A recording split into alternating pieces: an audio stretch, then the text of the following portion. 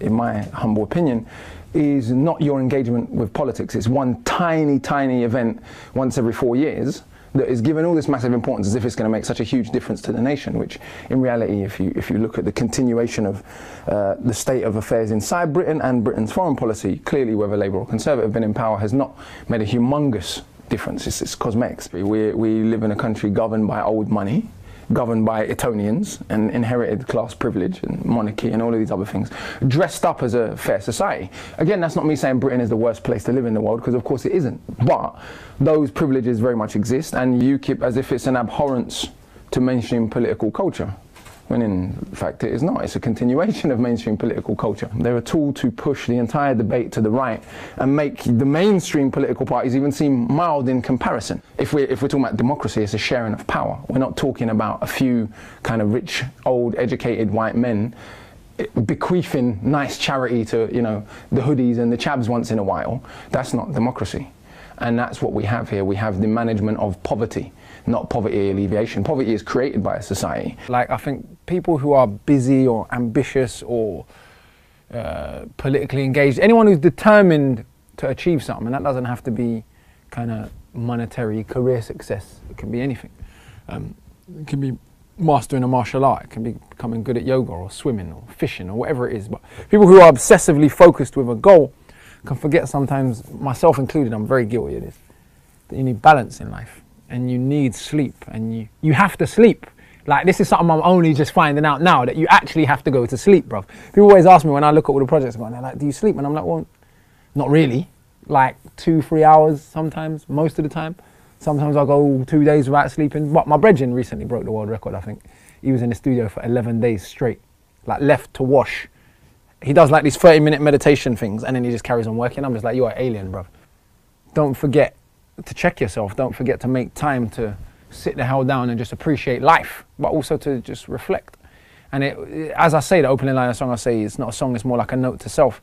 And it is exactly that. It's more like just a reminder to me, Regin, you're not going to be around forever, and you need to not give yourself a heart attack between now and then. You're quite a healthy guy, cool, but you must sleep and you must relax some days. One of the hardest things I find it to do in life is relax. So even when I'm relaxed, I'm thinking about a million different things. I find it hard to shut my mind off. I meditate a little bit, but, you know, I mastered whatever the secret is. You're supposed to have an empty mind, you know, whatever the technique is supposed to be. I obviously haven't put in enough practice because my mind's always racing. That's part of why I don't sleep. Like, nighttime will come and I'll be like, cool, let me grab some sleep. And I'll just be lying there, just thinking about bare things. And my mind's just going mad. So I'm just like, you know what? Screw it, I'll get up and read, or I'll do this, or I'll do that. And then some days, like, it's a lottery. Every night when I go to bed, it's a lottery. Am I going to sleep tonight or not? And half the time it's like, nah, you're not sleeping, mate. Your mind's keeping you awake. I don't think of a target audience, maybe because I'm fortunate I already have an audience. You know, my music has found its audience over the last 10 or 11 years. And people are continuing to discover my music organically from all over the world. I haven't had a playlisted record since 2006. And that's the only one playlisted record I've had in my entire career, in terms of mainstream radio playlist, and that was Shakespeare. And so there's no point me thinking about a target audience. I think about a responsibility to represent hip hop and to be true to myself, and I think that in and of itself attracts a particular type of supporter.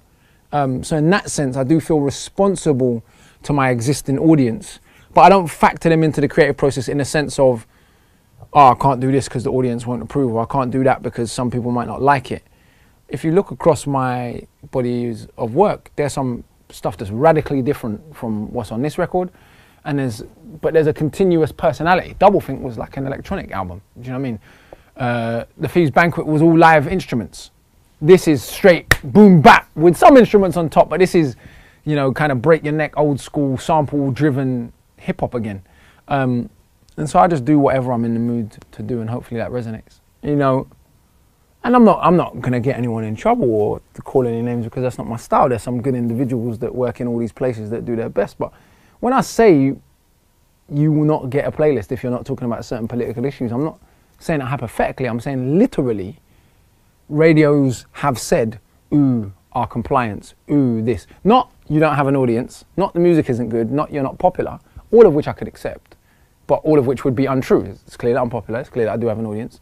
And well, whether or not the music's good is subjective, right? But it's clear there's people who want to hear it. The next tour will be my 8th solo UK tour. I've performed in, at last count, I don't know, 48 countries around the world as an independent artist with no playlist. So clearly there's an audience. So it's not about serving a public audience. It's about what is and isn't deemed to be radio friendly. Now, radio friendly means inoffensive, safe, within a particular realm of musical and lyrical possibility. And I've made a decision, I'm not complaining by the way when I say that, I made a decision to make music that doesn't fit within that realm of possibility necessarily. Some of my songs do, but if you look at my larger body of work, if I become a pop star, we're opening people up to Murder Runs the Globe, to Yours and My Children, to Find No Enemy, to the original Fire in the Booth, to a whole body of work that questions power.